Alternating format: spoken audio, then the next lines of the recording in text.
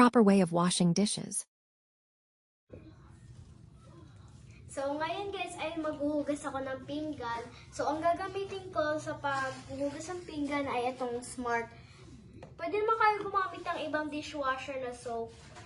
Pero yung ginagamit lang sa plato. At syempre, kailangan din natin yung tubig para sa paghuhugas ng pinggan. So, nagsistart na tayo pero buksan muna natin ang sabon. So, ang una nating huhugasin ay yung mga baso. Yung pangalawa naman nating huhugasin ay mga cubiertos, which is yung mga spoon at fork.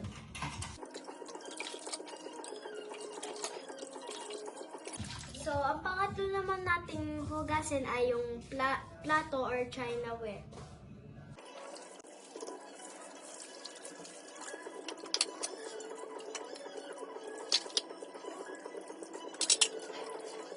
So, ang pang-apat naman nating hugasin ay yung sandok or siyanse.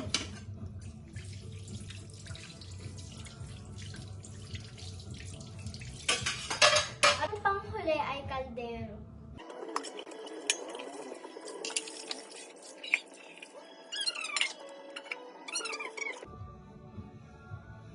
So, ngayon guys, sabunan na natin ang mga hugasin natin. Yung unang muna ulit guys ay yung mga baso.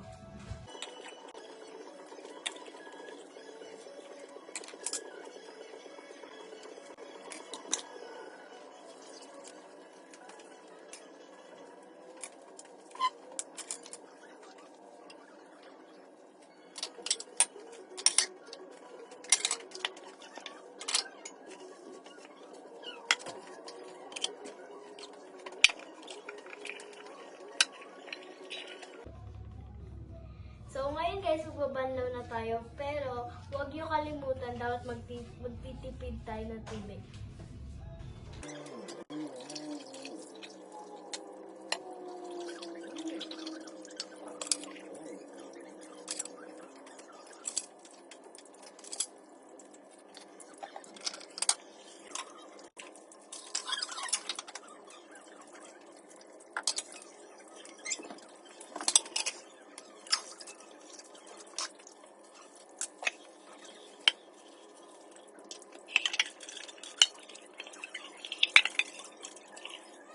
So, tapos na tayo magbanlaw. So, ilalagay ko na po sa dish rack.